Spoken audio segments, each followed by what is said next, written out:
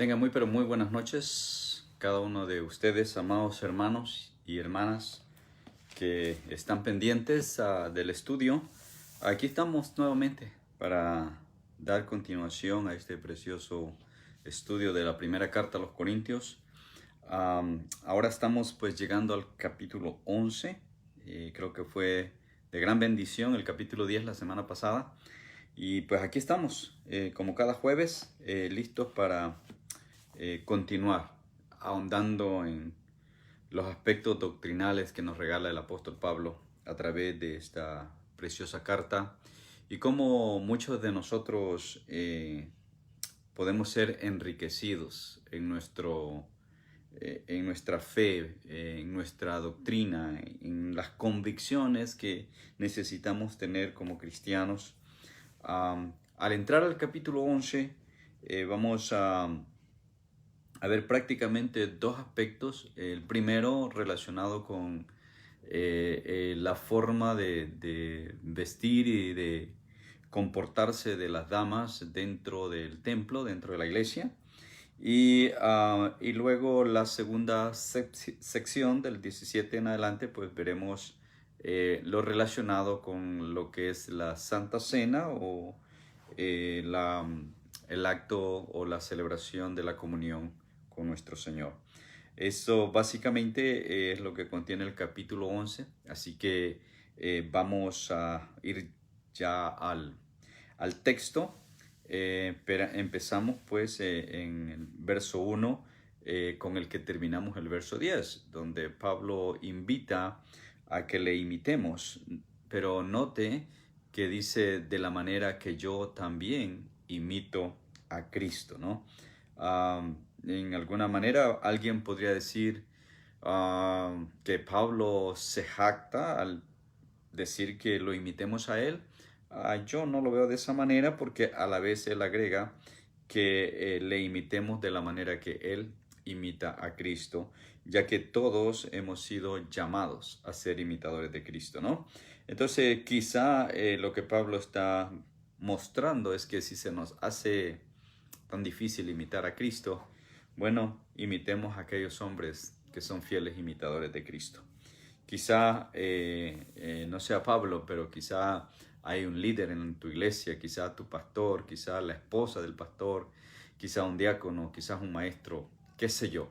Aquella persona que te inspira a ti, aquella persona en quien tú puedes ver reflejado el amor, la gracia, la bondad y la misericordia de nuestro Señor Jesús. Bien, entonces entramos en materia en el verso 12 en adelante, hasta el verso 16, y vamos a ver esto que es un tema controversial.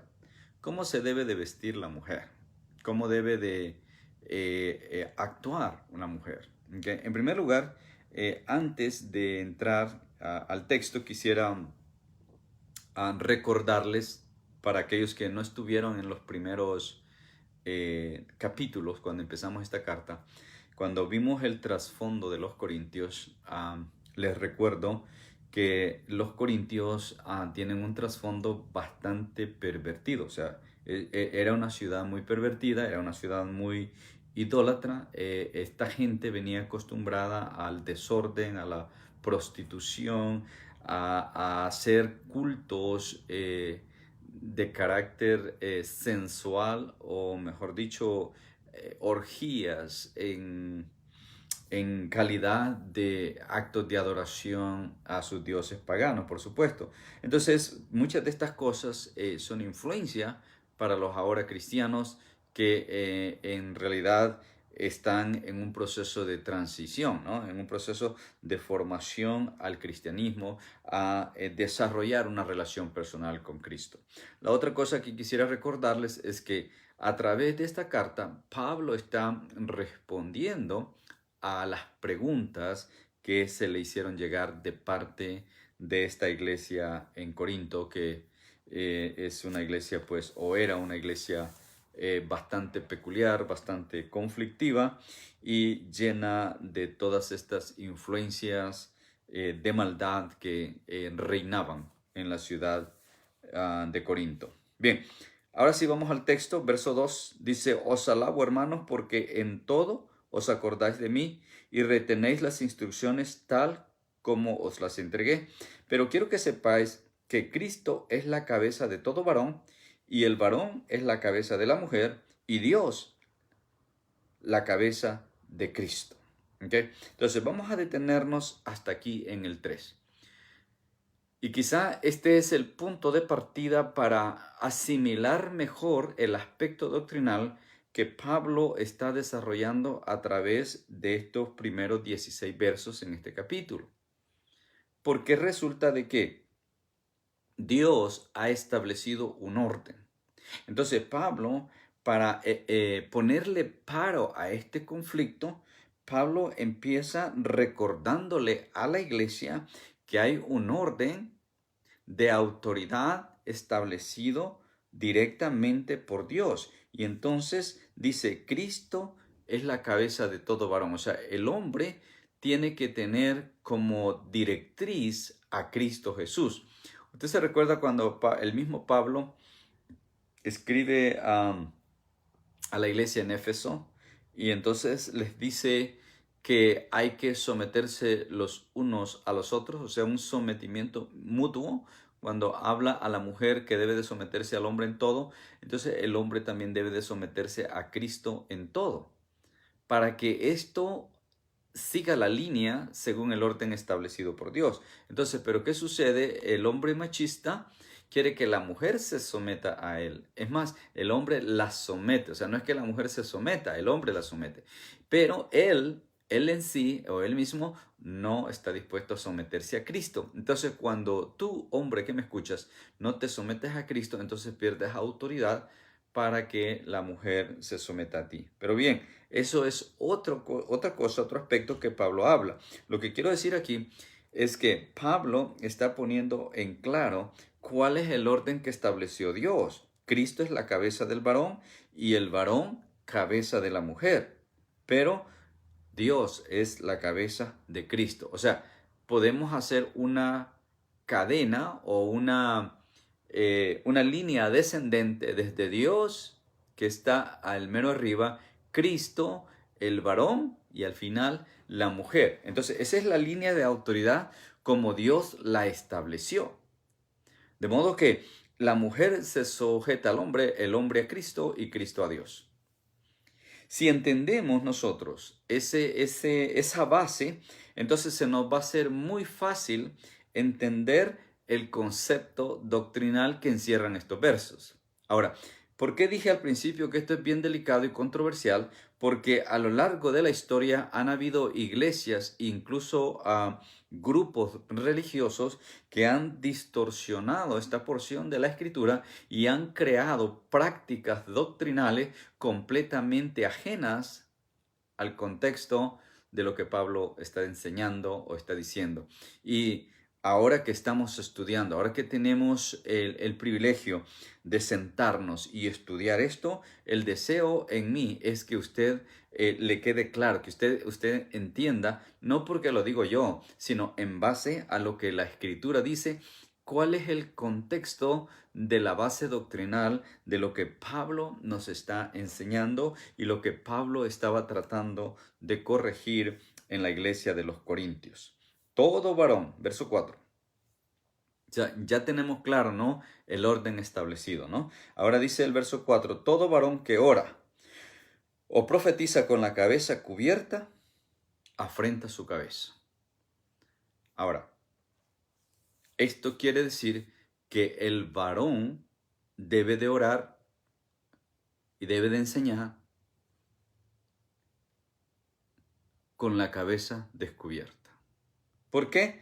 Porque si se cubre su cabeza, entonces dice afrenta su cabeza. O sea, está poniendo o exponiéndose delante de Dios a ser enjuiciado.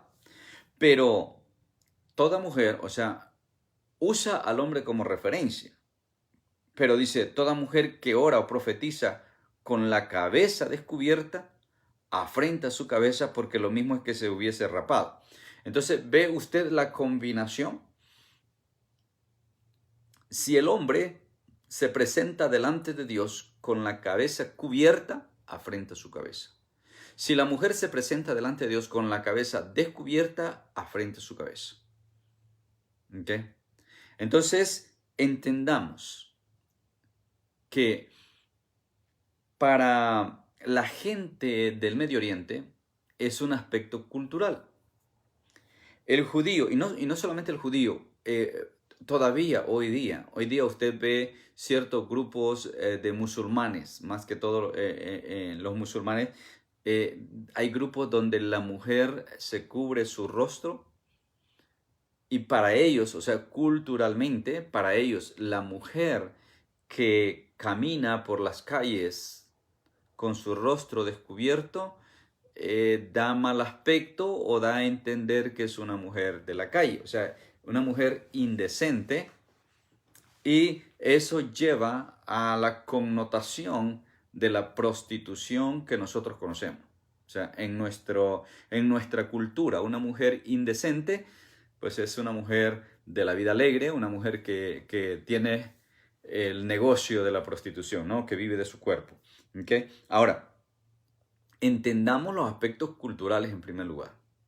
Entonces, usted ve, por ejemplo, no sé si usted ha estado en Israel, pero no necesita ir a Israel. Usted puede ver los diferentes documentales o videos acerca de la adoración israelita. Ve usted que los sacerdotes se tapan la cabeza, o sea, usan manto. La misma película o las películas donde aparece Jesús supuestamente, usted ve que cuando Jesús ora se pone el manto judío, ese manto judío que usaban. Ahora, ese manto es parte de la cultura. Entonces, ellos lo utilizan para taparse la cabeza a la hora de orar. ¿Okay? Entonces, esto nos dice a nosotros que es lo opuesto a lo que Pablo está diciendo. Pablo está diciendo que el hombre no se debe de cubrir, sino la mujer es la que se debe de cubrir su cabeza. ¿Okay?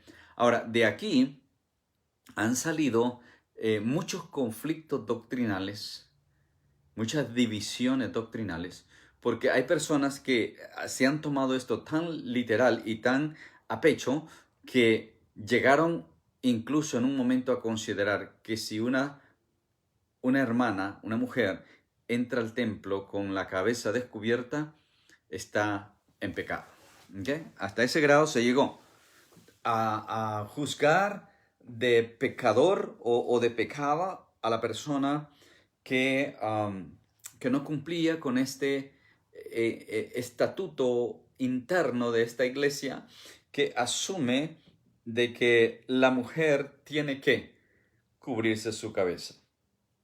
Ahora, aquí entra en juego el aprender a estudiar el contexto del texto que estamos hablando. Porque yo se lo voy a demostrar más adelantito. ¿Okay? Cuando nosotros nos limitamos a un texto, podemos adoptar una doctrina errónea, una doctrina equivocada. Ahora, ¿qué es el contexto? El contexto es lo que está antes y después del texto. De manera que en este momento, si detenemos ahí la escritura, paramos ahí en el verso 5, entonces tendríamos literalmente la doctrina donde el hombre no se puede tapar la cabeza y la mujer tiene que cubrir su cabeza para orar y para profetizar. Ahora, entendamos profetizar. Creo que ya esto yo lo hablé antes, pero quiero repetirlo porque se está haciendo un mal uso acerca de la profecía en estos tiempos. La profecía en el tiempo de la iglesia es bastante diferente a la profecía del tiempo de la ley. La profecía en nuestros tiempos, en el tiempo de la gracia, está basada en la palabra escrita. Léase Hebreos capítulo 1. ¿Okay? Entonces, ahora nosotros tenemos la revelación aquí, en este libro. O sea, Dios nos ha dado la revelación, Dios nos ha dado el mensaje, la palabra, y cada vez que nosotros anunciamos esta palabra, cada vez que nosotros predicamos y enseñamos este mensaje, entonces estamos profetizando, estamos haciendo una función profética, estamos hablando del mensaje que Dios manda a la humanidad. Ya no el mensaje que Dios mandaba al pueblo de Israel, ya no el mensaje que Dios mandaba a una familia, a una persona. Este es el mensaje para todo ser humano, para toda la humanidad, ¿verdad? Y está encerrado en este libro. Entonces, hay que entender esa pequeña diferencia, pero no me voy a meter ahí porque no estamos hablando de la profecía. Quizá cuando lleguemos al capítulo 14 ahondemos un poco más en esto, ya que allí vamos a ver la doctrina esta un poco más fuerte acerca del don de lenguas y el don de profecía. Pero bueno,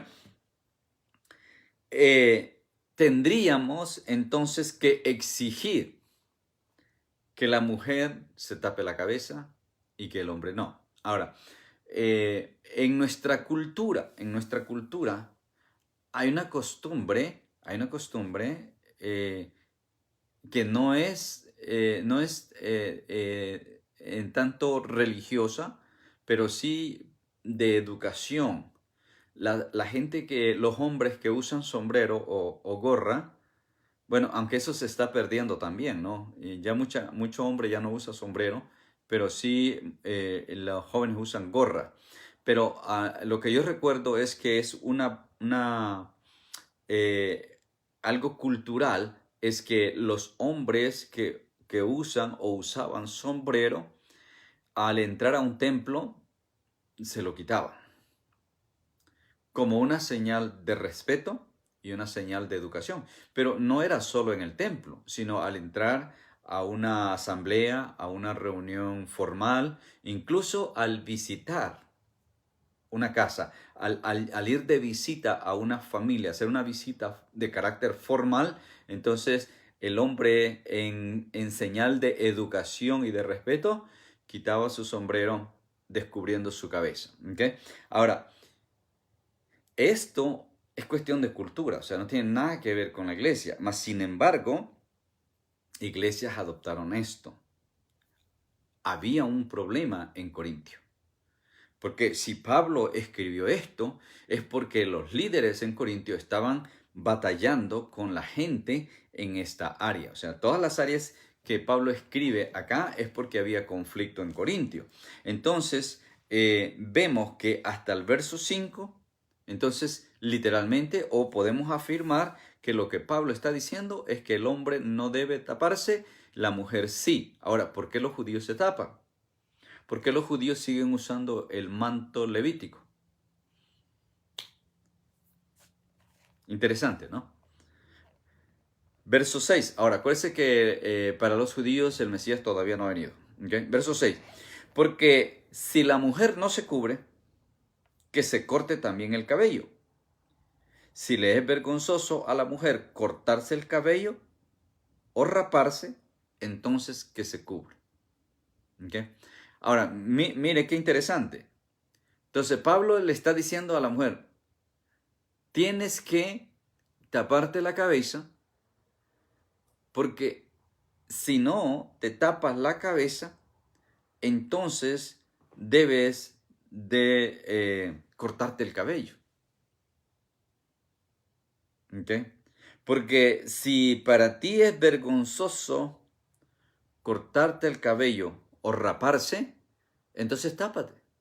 Eso es lo que le está diciendo hasta aquí. Ahora, por favor, vaya pendiente con eso, porque vamos a terminar el contexto. Hasta aquí seguimos en las mismas. La mujer debe de taparse la cabeza. ¿Okay? Ahora, detengámonos un poco en nuestra cultura. En nuestra cultura no hay la costumbre de que las mujeres se tapen la cabeza. No la hay. Excepto estas iglesias que empezaron a implantarlo como requisito que la mujer debe de taparse la cabeza, ¿no? Entonces, más sin embargo, culturalmente no tenemos esa costumbre como la cultura del Medio Oriente, que ya es parte de su cultura. ¿Okay? Entonces, cuando yo entiendo la diferencia entre lo que es cultura, lo que es educación y lo que es religión, entonces se me hace fácil simplificar la doctrina bíblica, que es la que a mí me edifica. La doctrina bíblica es la que yo debo de seguir, es la que yo debo de emprender. ¿Okay? Entonces dice que se corte el cabello o que se rape la cabeza. Ahora, hoy día en el siglo XXI, y otra vez, en nuestra cultura, allá en la cultura del Medio Oriente, esto es raro, es más, no se ve, pero en nuestra cultura es rara la mujer que no se corta el cabello. Es más, no solamente se lo cortan, se lo pintan, la que lo tiene liso se lo hace ondulado, la que lo tiene ondulado se lo hace liso, y están quemándose el pelo a cada rato, están cambiando de color, están cambiando de apariencia todo el tiempo. Esa es nuestra cultura, esas son nuestras mujeres. La joven quiere tener el pelo canoso y la canosa lo quiere tener negro. La que es pelo güero lo quiere tener negro. La que es pelo negro lo quiere tener güero. Entonces hay un contraste cultural en ese sentido, y esas son nuestras mujeres. Ahora, usted dirá, ¿y eso pasa en la iglesia? Sí, también en la iglesia, que es algo que yo le pido a las hermanas que ya están en Cristo, que se vayan deshaciendo ya de esa mala costumbre, de ese mal hábito, que si bien es cierto es parte de la cultura, ya en Cristo somos libres de todo eso. Hermanitas, si tu pelo es negro, déjalo negro porque así te lo dio Dios. O le vas a decir tú a Dios que se equivocó, que debió haberte dado pelo rubio, pelo café. Y es más, algunas se pintan hasta de rojo, de verde, color zanahoria, y tantos colores que se ponen en la cabeza. Otras andan como tigres con diferentes colores.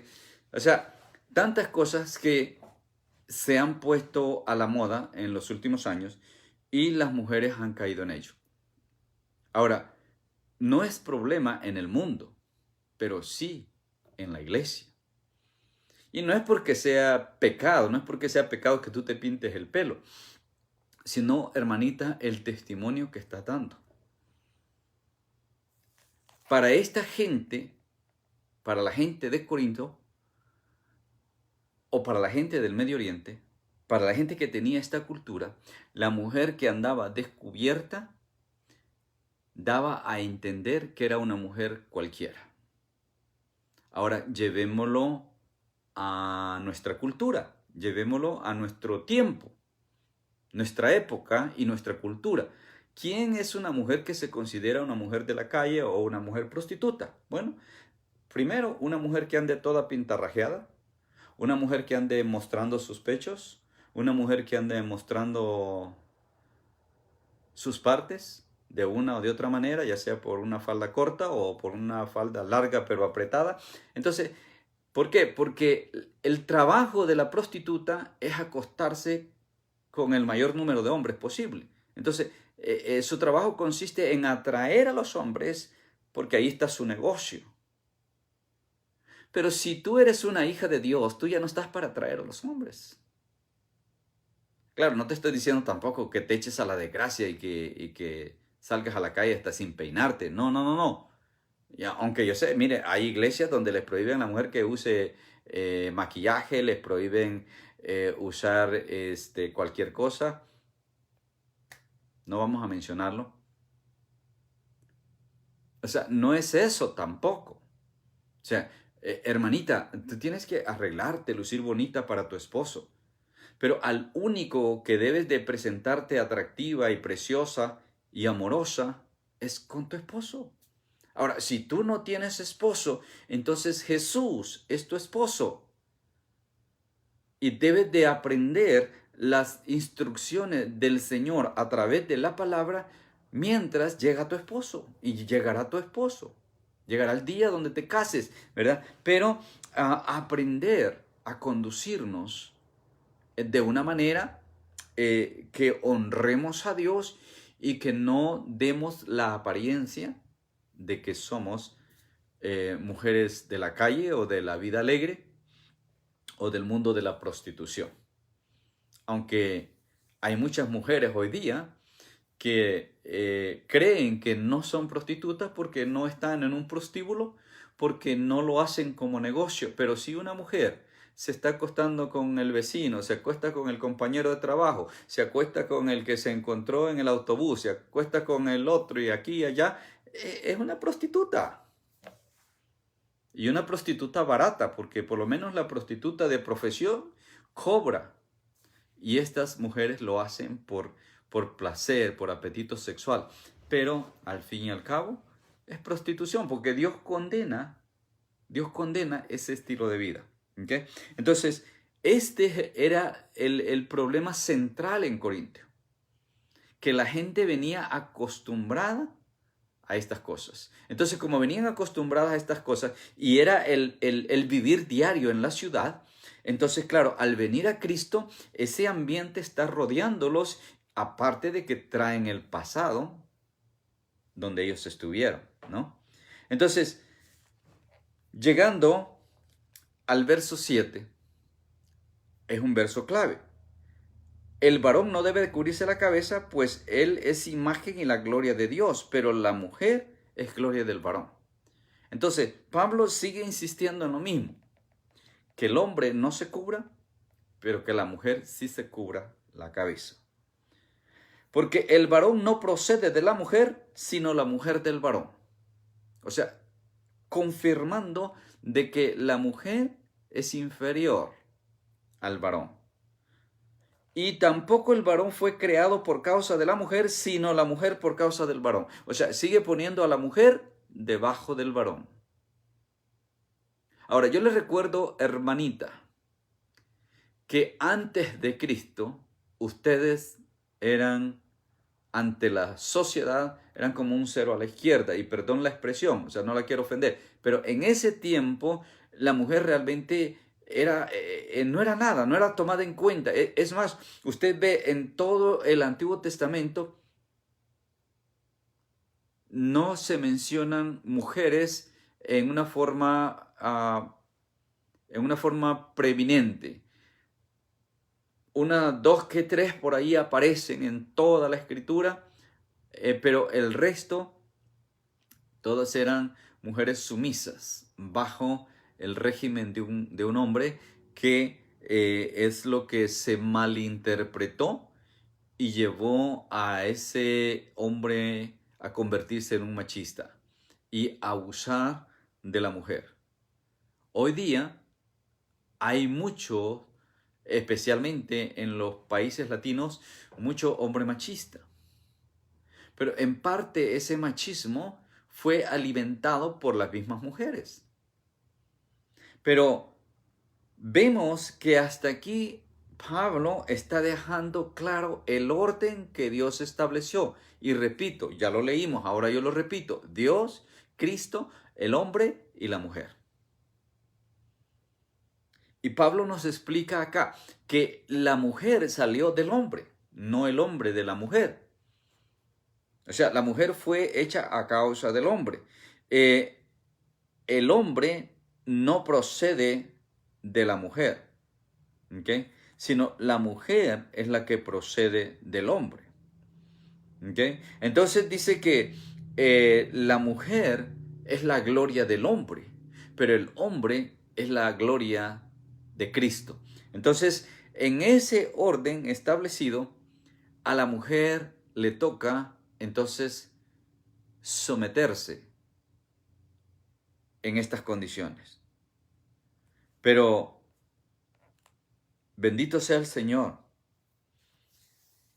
porque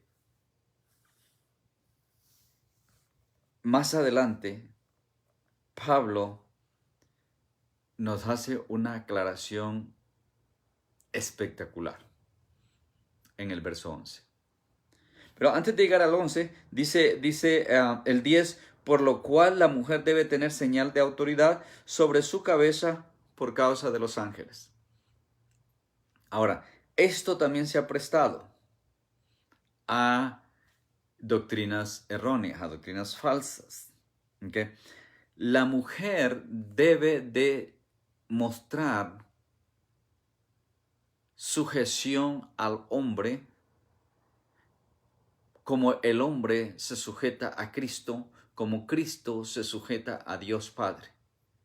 ¿Okay? Entonces, por causa de los ángeles, ¿qué tienen que ver los ángeles con esto? Bueno, acuérdense que los ángeles son creación de Dios, al igual que nosotros. La diferencia entre nosotros y los ángeles es que a nosotros se nos dio la libertad de decidir. A los ángeles no, a los ángeles se les estableció ordenanzas a seguir. Ahora el verso 11, el que les decía.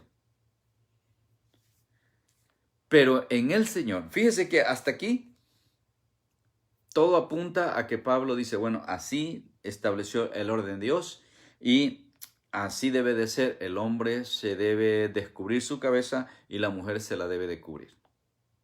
Y si la mujer no se cubre la cabeza, pues entonces córtese el cabello o rápese su cabeza.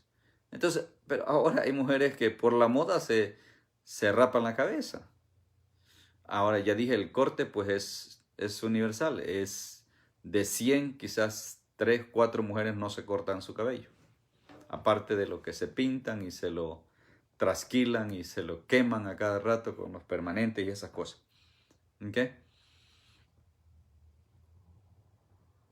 Pero en el Señor, o sea, ya cuando venimos a Cristo, dice el verso 11, ni el varón es sin la mujer, ni la mujer sin el varón. Gloria a Dios por ustedes, hermanas, porque en el Señor se rompe ese paradigma cultural, esa costumbre, tradición, como le quieran llamar, donde ustedes eran puestas como un cero a la izquierda y Cristo Jesús las levanta y les da el lugar que les corresponde porque ustedes también son creación de Dios. También ustedes fueron creadas a imagen y semejanza del Señor, porque así está escrito que cuando el Señor hizo al hombre, lo hizo varón y hembra. Varón y hembra los creó. Entonces, hermanas, Cristo Jesús les devolvió su lugar. La sociedad, el hombre, las costumbres, las culturas les habían robado su lugar y Cristo Jesús se los devolvió. Si usted es mujer, dele gloria al Señor por eso, pero aprenda también lo que Dios demanda de usted como mujer, como esposa, como madre, ¿no? Entonces dice que en el Señor, estamos en el verso 11 para los que se acaban de conectar, en el Señor ni el varón es sin la mujer, ni la mujer sin el varón, porque así como la mujer procede del varón, también el varón nace de la mujer, pero todo viene de Dios. O sea, Dios es al final el creador de todas las cosas. O sea, todos debemos estar sujetos a Dios. Por eso que me encanta cuando Pablo dice allá en Efesios, someteos los unos a los otros. Le dice a la mujer, sométete a tu marido en todo. Pero le dice al hombre, tú ama a tu mujer y cuídala, protégela. Entonces, estas son las cosas que nosotros tenemos que entender como cristianos para que podamos vivir sosegadamente y libre de todas estas cosas que el mundo practica, que hacen daño a la persona y hacen daño a la familia. Vámonos al verso 13, porque ahora vamos a empezar el desenlace. ¿Okay? Del 13 en adelante ya viene el desenlace del texto. Hasta aquí creo que todavía podríamos decir, bueno, la mujer sí tiene que cubrirse y el hombre no. Verso 13, juzguen ustedes mismos. ¿Es propio, o sea, es apropiado, es correcto que la mujer ore a Dios sin cubrirse la cabeza? O sea, les está diciendo, juzguen ustedes. ¿Se ve bien o se ve deshonesto? Para ellos era ofensivo. ¿Por qué? Porque una mujer descubierta era la mujer que representaba a la mujer de la mala vida. Es como hoy día nosotros miramos al templo venir a una mujer que se va al altar a orar y cuando se arrodilla se le ven todas sus partes, molesta, ¿no? Se ve deshonroso, se ve abominable, se ve asqueroso. ¿Ok? Esa era la condición de ellos. Entonces Pablo dice, juzguen ustedes. Entonces, culturalmente para ellos era inapropiado, así como en nuestra cultura es inapropiado que una dama se ponga a orar enseñando sus partes. Es inapropiado. O sea, no estamos hablando de que se va al infierno por eso. Puede ser por ignorancia, puede ser porque nadie la orientó, puede ser, o sea, muchas cosas pueden ser. Pero el error grande o grave es cuando nosotros, los líderes religiosos, condenamos y sentenciamos a las personas por las cosas que hacen sin nosotros orientarles y enseñarles cómo es que las cosas se hacen. Bien, entonces dice Pablo, juzguen ustedes, ¿es propio que la mujer ore a Dios sin cubrirse la cabeza? Ojo con el verso 14. La naturaleza misma nos enseña que al varón le es deshonroso dejarse crecer el cabello. Ahora, volvemos otra vez a la cultura o a las modas. Hubo un tiempo donde en nuestra cultura latina andar el hombre usar el cabello largo era normal. Bueno, y de ahí todavía se han quedado algunos renegados que todavía usan el cabello largo. O sea, lo quieren usar, no hay problema. ¿Están pecando? Bueno, lo que Pablo dice que en su cultura lucía deshonroso. Ahora, a nuestro criterio, de repente puede lucir vergonzoso o deshonroso ver a un hombre con el cabello largo. Mas, sin embargo, a la mujer, por naturaleza, el dejarse crecer el cabello se le ve normal. Entonces nos deja ver Pablo que lo normal es que la mujer tenga el cabello largo y el hombre el cabello corto. Es deshonroso para el varón dejarse crecer el cabello. ¿Ya? Es deshonroso, o sea, no se ve bien.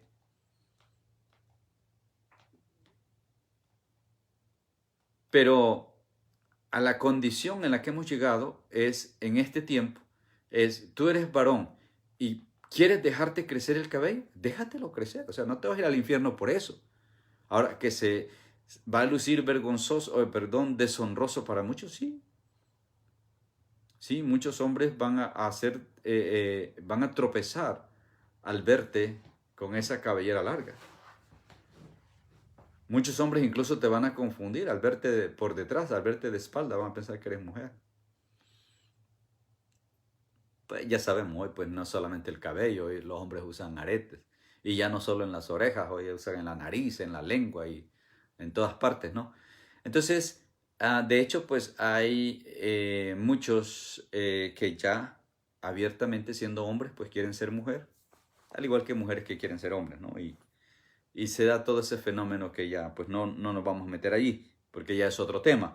Pero a lo que quiero llegar es que Pablo dice, la naturaleza misma nos enseña que para el hombre es deshonroso o vergonzoso dejarse crecer el cabello. Por el contrario, a la mujer dejarse crecer el cabello le es honroso. Porque en lugar de velo, le he dado el cabello. Entonces, cuando llegamos aquí, entonces Pablo ya no está diciendo que tiene que taparse. Ahora Pablo está diciendo, miren, la naturaleza dice que el cabello largo en la mujer le sirve de velo. Entonces, si ya trae el velo natural, entonces no necesita el otro. Si tiene su velo natural, su cabello largo, entonces ¿para qué necesita el velo de tela? Esto es lo que está diciendo ahora. ¿Se está contradiciendo Pablo? No, no se está contradiciendo. Está esclareciendo la situación para que Corintios resuelva la problemática. Mas, sin embargo, esto vino a generar problemáticas en muchas iglesias, donde sus líderes se dejaron llevar por un texto y dejaron de lado el contexto. Líderes que plantaron en su iglesia, bueno, aquí la mujer que no se tape no entra. Aquí la mujer que no venga con el velo no puede orar. ¿Okay? Y se puso como norma, como regla, como doctrina, y llegó a tener tanto peso en ciertas iglesias que se convirtió en el centro doctrinal de esa iglesia.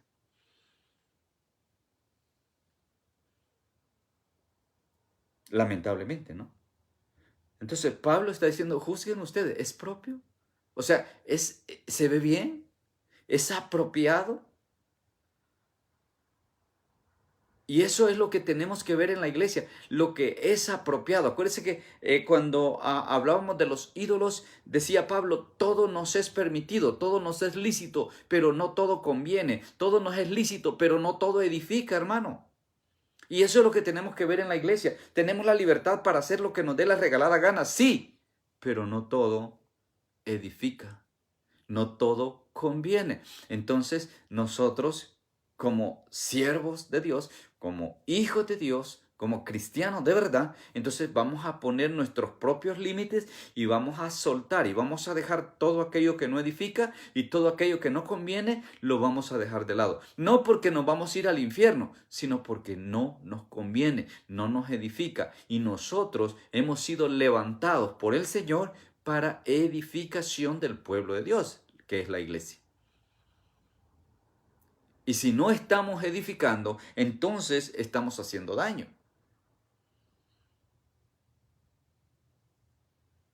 Y esa es la parte que debemos nosotros tener bien claro.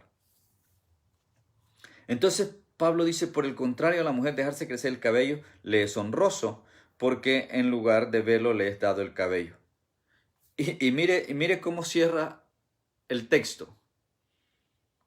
Con todo eso, o sea, ya les expliqué. Después de toda esta explicación, si alguno de ustedes quiere ser contencioso, o sea, quiere seguir en el revolú con esta situación, problema suyo. Allá usted. Pero nosotros, dice Pablo, no tenemos tal costumbre, ni tampoco las iglesias de Dios. No vamos a entrar en ese juego de estar debatiendo. No tenemos la costumbre de entrar en conflicto, de estar en contienda, y tampoco podemos decir no tenemos la costumbre de que las mujeres tengan que taparse la cabeza. Costumbre, práctica. Y esto es lo que debe diferenciar la vida religiosa de la vida de un verdadero siervo de Dios. La vida religiosa está llena de costumbres y tradiciones.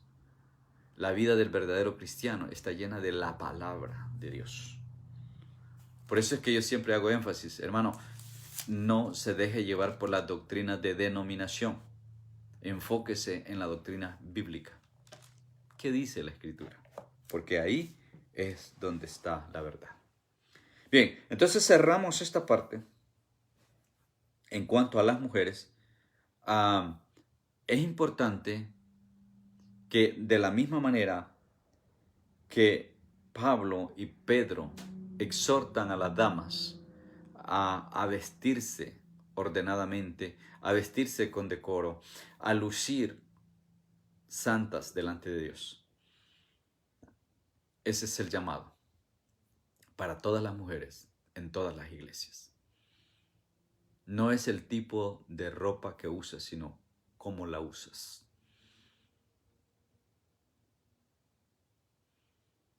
Si quieres usar velo, úsalo. Pero si lo usas, si tú usas velo, si tú has entendido y has creído que tienes que usar velo, úsalo. Si tú piensas que porque te cortaste el cabello ahora tienes que usar velo, úsalo. Si tú piensas por X razón que tienes que usar velo, úsalo. Pero por favor, no juzgues a las que no lo usan. Y ustedes que han entendido y han determinado no usar velo, no juzguen ni critiquen a las que lo usan. Y de esta manera vamos a vivir en armonía. Me encanta cuando voy a la misión de México porque hay un grupo, hay una de las misiones donde algunas hermanas vienen con la formación y la costumbre de usar velo. Y llegan y se congregan con nosotros y usan su velo. Y nadie les dice nada. Nadie les dice que tienen que tirar el velo porque ellas así lo creen. Y esto es lo que tenemos que aprender. Mientras no juzgues al otro, no condenes al otro, vamos a estar bien. Pero vuelvo y te repito, vea la palabra. Porque muchas veces nosotros recibimos una instrucción religiosa y llegamos a desarrollar convicciones en base a una religión, mas no en base a la palabra. Y cuando tú encuentras que una doctrina se contradice con la palabra o la palabra va por encima de esa doctrina, no pienses dos veces en dejar o soltar esa doctrina. Porque la que debe de predominar es la doctrina bíblica. Bien, la segunda parte, vamos a ver la institución de la Santa Cena, pero también los abusos en la Santa Cena. Acuérdense que era un pueblo desordenado. Dice en el verso 17, al anunciaros esto que sigue, no os alabo porque no os congregáis para lo mejor, sino para lo peor. Pues en primer lugar dice, cuando os reunís como iglesia, oigo que hay entre vosotros divisiones. Y en parte lo creo, porque es preciso que entre vosotros haya disensiones para que se haga manifiesto entre vosotros los que son aprobados. Cuando pues os reunís vosotros, esto no es comer la cena del Señor, porque al comer cada uno se adelanta a tomar su propia cena y otros tienen hambre y otros se embriagan. Pues ¿qué? ¿No tenéis casa en que comáis y bebáis? ¿O menospreciáis la iglesia de Dios y avergonzáis a los que no tienen nada? ¿Qué os diré? ¿Os alabaré en esto? Pues en esto no os alabo. Wow. O sea, ¿qué le está diciendo Pablo? Esto es reprobado. No sirve. No me agrada. No estoy de acuerdo. No les doy el visto bueno por esto que están haciendo. Cuando se reúnen para celebrar la cena del Señor, hay un desorden. Es más, dice, algunos llegan a emborracharse. Otros pareciera que no tienen comida en su casa y vienen a hartarse a la cena del Señor. Ahora, les recuerdo que la cena del Señor en los judíos siempre fue una cena. Y menciono esto, hermanos, porque la iglesia más adelante dejó la cena y se implantó el acto simbólico de tomar el pedacito de pan y la copita de vino. Es más, no se usa vino, se usa fruto de la vid, sí, jugo de uva, pero sin fermentar. Y entonces se dejó de hacer incluso en las mesas y se trajo a la hora de los servicios. Y por años la iglesia, bueno, aún tradicionalmente las iglesias a la hora del servicio se toma un tiempo para celebrar la Santa Cena. Juzguen ustedes. ¿Es cena o no es cena? Bueno, juzgue no para condenar a cómo lo hacen o cómo no lo hacen, sino a la luz de la palabra, ¿qué es lo que nosotros estamos llamados a hacer? ¿Por qué hacerlo? ¿Y cómo hacerlo? Pablo condena a los corintios en cuanto a esto. ¿Por qué? Porque en la cena que ellos hacían había mucho desorden. Ahora, les recuerdo que esto fue una orden dada por el Señor, que esta celebración se hiciera. Ahora, la iglesia fue llamada o enviada a hacerlo. Hacerlo para tener siempre en mente o para tener siempre memoria del sacrificio de Jesús. Vamos a ver más adelantito cuando Jesús instituye esto y Él ordena que se haga en memoria de Él. Pero estos cuando venían y se sentaban a la mesa, venían a hartarse, venían a emborracharse y a hacer desorden. Entonces dice Pablo, al comer cada uno se adelanta a tomar su propia cena y unos tienen hambre y otros se embriagan. Pues ¿qué no tenéis casas en que comáis y bebáis o menospreciáis la iglesia de Dios? Y este es el punto. Menospreciamos la iglesia y avergonzamos a otros. Somos de vergüenza para otros. Por eso Pablo dice, en esto no les paso, no les tolero. No estoy de acuerdo. ¿Ok? Ahora, ¿cómo Jesús instituye la cena?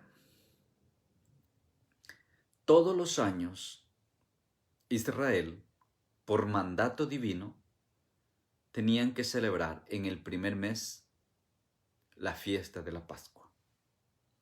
¿Ok?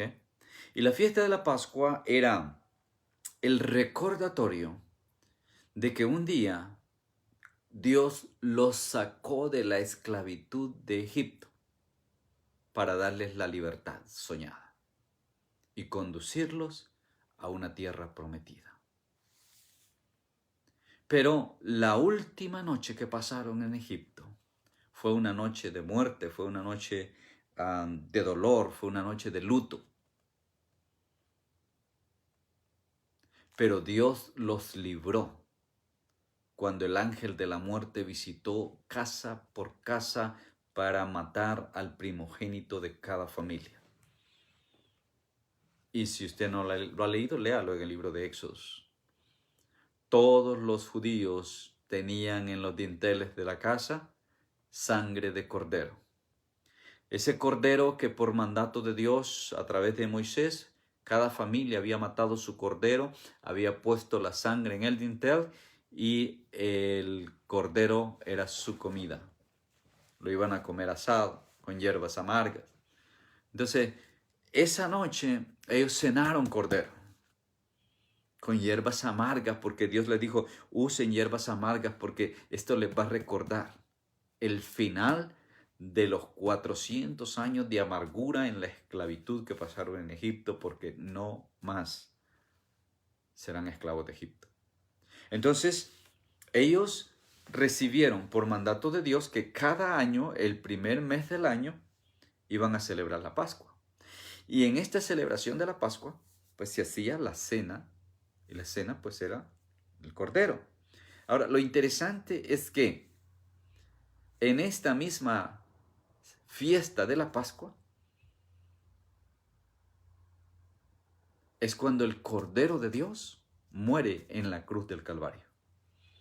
Cuando el Cordero de Dios, Cristo Jesús, es sacrificado.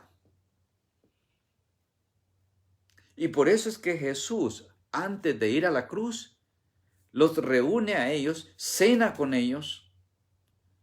Es la última cena de Jesús. Israel era su última cena en Egipto. Iban rumbo a la libertad, rumbo a su tierra prometida. Pero Jesús es su última cena en esta tierra y va rumbo a la cruz, a dar su vida por nosotros. Ahora, esto usted lo puede leer en Mateo 26, pero Pablo aquí hace referencia a lo que Jesús dijo allá en Mateo 26 o en Lucas 22, usted puede leerlo, cómo Jesús instituye la Santa Cena y qué significa la Santa Cena. Entonces Pablo les está recordando a los corintios cómo es que Jesús instituyó este acto que es un acto de adoración y que ellos lo estaban haciendo un acto de diversión, una fiesta donde venían a emborracharse y hartarse. Y había perdido todo el contenido o todo el significado que esta cena tenía. Entonces Pablo le recuerda y le dice, yo recibí del Señor lo mismo que yo les he enseñado a ustedes. Que el Señor Jesús, ¿ok?, la noche que fue entregado, Él tomó pan y habiendo dado gracias, lo partió y dijo, tomen, coman, esto es mi cuerpo que por ustedes es partido. Hagan esto en memoria de mí. ¿Okay? Ahora, estamos sentados a la mesa, Jesús toma el pan, lo parte y lo reparte. A cada uno le da su pedazo y dice, este pan es mi cuerpo, que por ustedes está siendo partido. Ahora, mire hasta dónde lleva la religiosidad. Donde han habido iglesias que toman el pedazo de pan y le dicen, esto es el cuerpo de Cristo. No, Señor. Sigue siendo un pedazo de pan. Representa el cuerpo de Cristo, es otra cosa. Pero no se coma el cuento que porque lo vamos a meter ese pan en un lugar santo, en el templo, se va a convertir. No. No hay tal conversión. No existe. Sigue siendo pan. Aunque lo tengan 7 años allí, en ese lugar que ellos dicen que lo santifica, no. Sigue siendo pan. Entonces, los judíos usaban el pan sin levadura. De manera que si nosotros queremos semejar a como los judíos lo hacían, debemos usar pan sin levadura.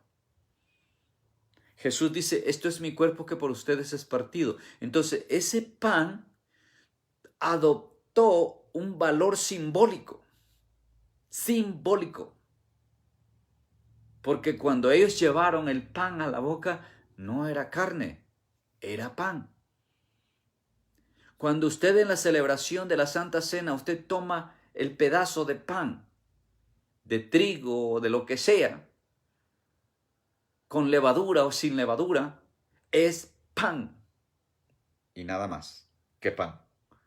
Pero representa el cuerpo de Cristo.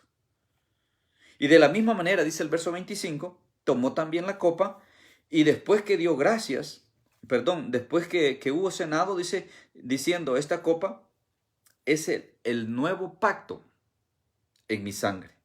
Haced esto todas las veces que la bebieres en memoria de mí. Otra vez Jesús vuelve a repetir, hagan esto en memoria de mí. O sea, para recordarme, para que no se les olvide el sacrificio que se hizo en la cruz. Por eso que Jesús dice, este es mi cuerpo y esta es mi sangre. Era vino, era fruto de uva, sí. Pero representaba la sangre de Jesús que iba a ser derramada en la cruz del Calvario. Ahora, lo interesante es que en ambos casos dice, hagan esto en memoria de mí.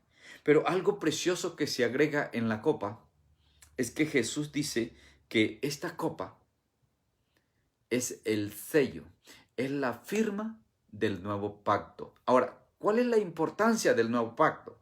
Bueno, la importancia del nuevo pacto es que las cosas van a ser diferentes a partir de ese momento cuando entra en vigencia el nuevo pacto. El antiguo pacto estaba basado en la ley. Ahora el nuevo pacto va a estar basado en la gracia. Y esto es lo que muchos judíos en el tiempo de Pablo no alcanzaron a entender. ¿Y sabe qué? 2000 años más tarde todavía hay gente que tiene problemas para entender la diferencia entre la ley y la gracia. Y todavía hay muchos por ahí enfrascados en que quieren seguir en la ley. Hay muchos ahorita que están tratando de convertirse en judíos, como si el ser judío implica salvación. No.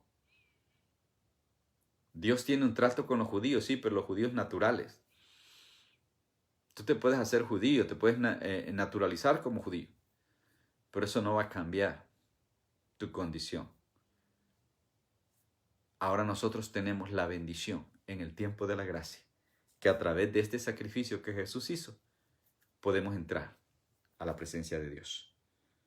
Así pues, dice el verso 26, todas las veces que comas este pan y bebas de esta copa, estás anunciando la muerte del Señor hasta el día que Él venga. ¿Ok? Jesús esa noche fue entregado. Y después que Él fue entregado, fue juzgado, castigado y sentenciado a la muerte y muerte de cruz. Una muerte abominable, una muerte vergonzosa. Mas sin embargo, esa fue la muerte que Él padeció, por amor a ti y por amor a mí. Entonces, Jesús instituyó, o sea, Jesús estableció que se hiciera esto para que no se nos olvide que es por medio de su sacrificio que nosotros tenemos vida eterna. Que no se nos olvide que si bien es cierto, nuestra salvación es gratis, pero Jesús tuvo que pagar el precio. Para ti es gratis, pero a Jesús le costó su vida, su sangre, su cuerpo. Y esto es lo que cada cristiano debemos de valorar. Ahora, cuando nosotros participamos de la cena del Señor, usted se recuerda cuando vimos en el capítulo 10 que Pablo dice, no quisiera que participen de la mesa del Señor y de la mesa de los demonios. Porque estaba hablando de los sacrificados a los ídolos y cómo muchas veces ellos eran partícipes de esos sacrificios. ¿Alguna vez nosotros tomamos la cena del Señor indignamente? Ahora, ¿usted sabe qué es lo gracioso? Y esto, en mi tiempo como pastor lo he visto más de una vez en nuestra iglesia, ¿no? Gente que en un momento cuando se celebra la Santa Cena, dice, no, yo no voy a participar porque ando mal. Aparentemente quieren ser honestos y de repente lo son. Pero déjame decirte dónde está el error. Cada vez que celebramos la Cena del Señor, es la oportunidad para ponernos a cuenta. Y si tú andas mal, bueno, ese es el momento para ponerte a cuenta. No cometas el error de evadir, porque no solamente es un deber tuyo como miembro de la iglesia, sino te beneficia a ti en tu relación personal con Cristo y con la iglesia. Así que no caigas en ese error. Muchos los he visto pasar por ahí. Bien, dice, cualquiera que coma este pan o bebiera esta copa del Señor indignamente, será culpado del cuerpo y de la sangre de Cristo. Ahora, ¿qué significa entonces participar indignamente? Bueno, si tú no eres digno, eres indigno. Ahora, ¿qué es lo que me hace digno a mí de participar? Mi comunión con el Señor. Porque estoy celebrando mi comunión con el Señor y mi comunión con la iglesia, que es el cuerpo de Cristo. Entonces, si yo me voy a sentar a la mesa, y esta es otra cosa bien importante, en nuestra iglesia hace unos años llegamos a la conclusión de que esto debemos de hacerlo en la mesa. Y empezamos otra vez a hacerlo a la mesa. Y volvimos a la mesa. Algunos nos han criticado, algunos no han estado de acuerdo. No importa. Usted es libre de pensar lo que quiera pensar. A mí lo que me interesa es lo que la Escritura dice. Entonces, lo planteamos y la iglesia tuvo bien. Ahora nosotros cada mes nos sentamos a la mesa a celebrar la cena del Señor, para gloria de su nombre.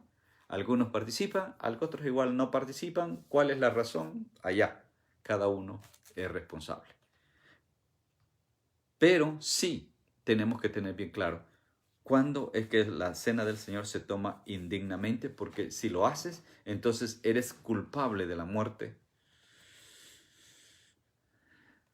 de Cristo Jesús. ¿Ok?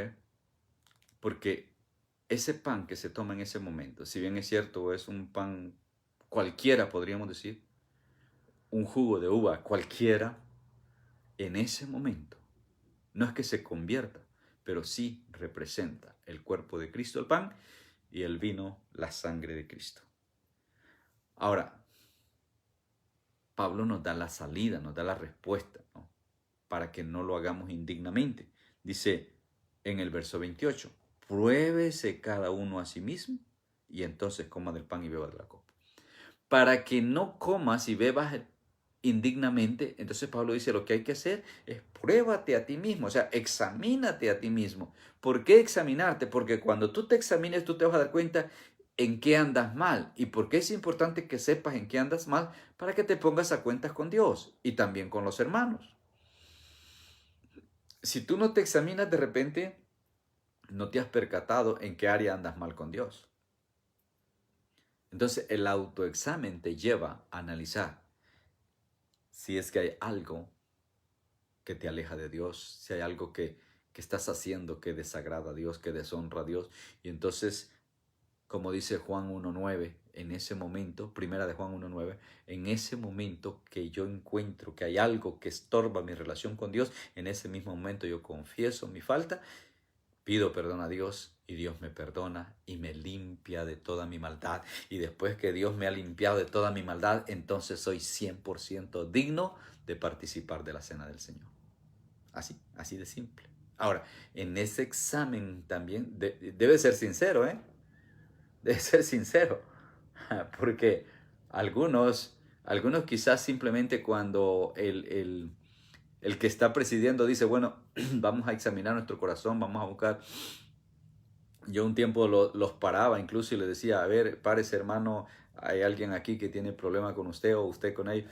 Y lo hacía de esa manera para confrontarlos porque me daba cuenta que muchos sí oraban, pero yo sabía que tenían un problema y el problema seguía. O sea, ¿qué me dice eso a mí? Que esa oración fue simulada, no fue sincera, no fue de corazón. Ahora, te estoy hablando de lo que yo he visto en mi experiencia como pastor presidiendo la Santa Cena. Pero como no soy yo el que juzga, sino la misma palabra te dice de lo que eres culpable, si lo haces indignamente, bueno, mi responsabilidad como pastor es explicar en el momento y yo siempre lo explico. Y siempre leo esto cada vez que hacemos la Santa Cena. Pero hay personas que religiosamente lo hacen. Bueno, allá ellos, ¿no? Pruébese cada uno a sí mismo y coma así del pan y beba de la copa. Entonces, cuando tú encuentres que hay algo que no le agrada a Dios, ahí es el momento para pedirle perdón a Dios, ponerte a cuentas con Dios, Él te perdona y te limpia de toda tu maldad. Pero también puede ser que alguien tenga algo en contra tuya o tú en contra de alguien. Entonces también eso hay que arreglarlo. ¿Por qué? Porque en ese momento, cuando estamos a la mesa, estamos celebrando nuestra comunión con Cristo, pero también nuestra comunión con la iglesia, que es su cuerpo. ¿De acuerdo? Porque el que come y bebe indignamente sin discernir el cuerpo del Señor, juicio come y bebe para sí, dice el verso 29, por lo cual, dice el 30, hay muchos enfermos y debilitados entre vosotros y muchos duermen, y este dormir es morir. O sea, muchos ya murieron. Por causa de tomar la cena del Señor indignamente, hay muchos enfermos y debilitados espiritualmente entre vosotros y algunos ya colgaron los guantes también. O sea, ya perecieron, ya murieron.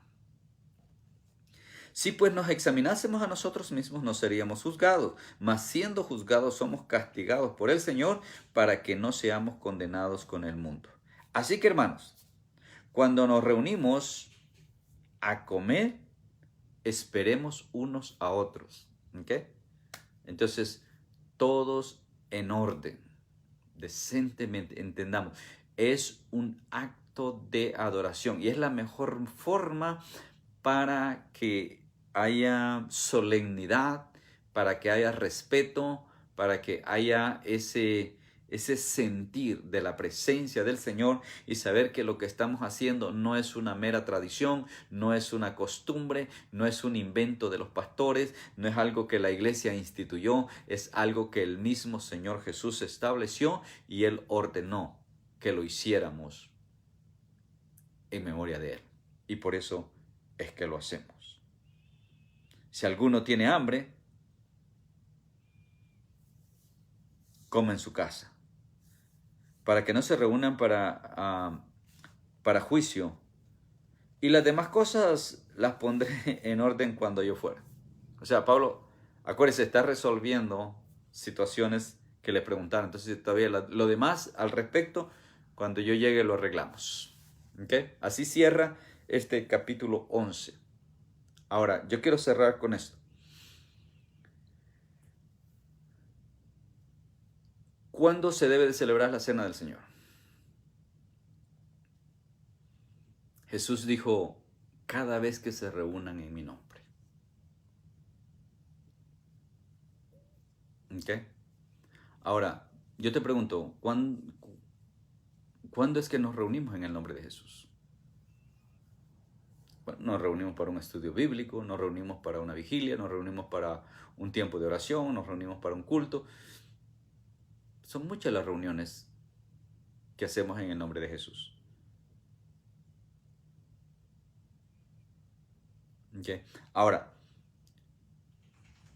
¿deberíamos hacerlo entonces en cada una de esas reuniones? Déjame decirte por qué no es bueno o no es conveniente. Otra vez lo que dijo Pablo, no todo conviene. Entonces, si bien es cierto, Jesús dice, háganlo todas las veces que se reúnan en mi nombre. Ahora, nosotros nos reunimos en el nombre de Jesús para diferentes cosas. La iglesia en un momento de la historia cayó en el error de hacer la cena todos los domingos y se convirtió en una costumbre, en una tradición que perdió el efecto, perdió el valor, perdió el concepto, perdió el significado y se convirtió en abominación para Dios. ¿Ok? Ahora, entonces si no lo hacemos cada domingo, ¿cómo lo hacemos? Bueno, algunas iglesias lo hacen cada mes, algunas cada 2 meses, algunas cada 3 meses. Pero yo creo que tampoco debemos de distanciarlo tanto porque, si bien es cierto, al hacerlo tan frecuente se vuelve costumbre, tradición, al hacerlo tan distante también se nos puede olvidar el significado. En el caso de nuestra iglesia, nosotros lo hacemos cada 2 meses.